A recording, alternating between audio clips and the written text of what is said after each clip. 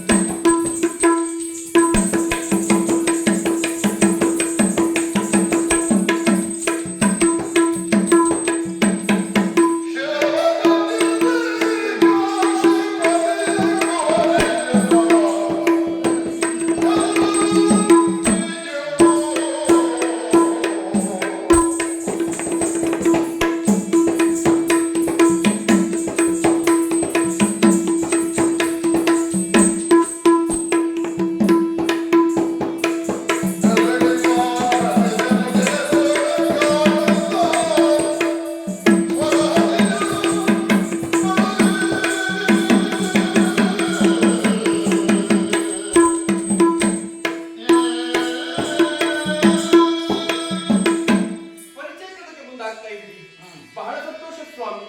ಯಾಕೆ ಹೇಳಿ, ಅಪರಿಚಿತರು ಒಂದಾದಂತ ಸಂದರ್ಭದಲ್ಲಿ ಪರಸ್ಪರ ಪರಿಚಯ ಮಾಡಿಕೊಳ್ಳುವುದು ಯಾವುದೂ ಅಪರಾಧವಿಲ್ಲ. ಸರಿ, ಕೇಳಿರಬಹುದು ಕಾಶಿ ದೇಶ ಆಳುವಂತ ಅಧಿಕಾರಿ ಪ್ರತಾಪಸೇನ, ಅವರಿಗೆ 3 ಜನ ಹೆಣ್ಣು ಮಕ್ಕಳು.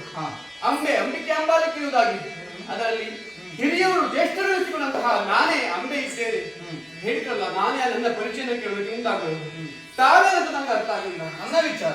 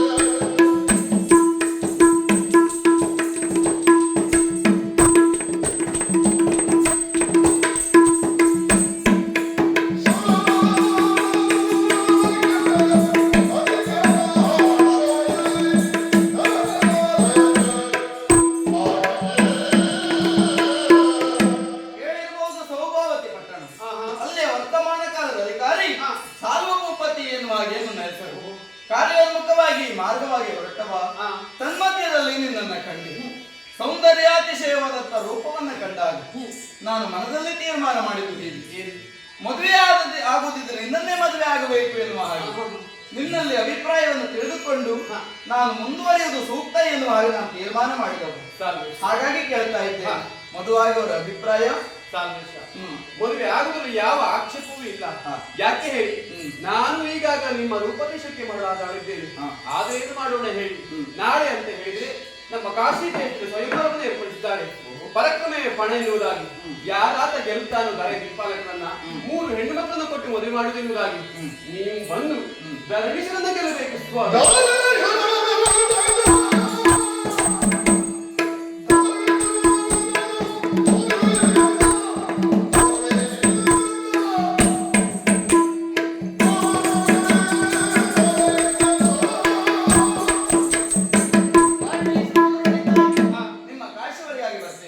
ಬಂದಿರುವಂತ ಎಲ್ಲ ಅರಸು ಮಕ್ಕಳನ್ನು ಗೆದ್ದು ನಿನ್ನನ್ನು ನಾನೇ ಮದುವೆ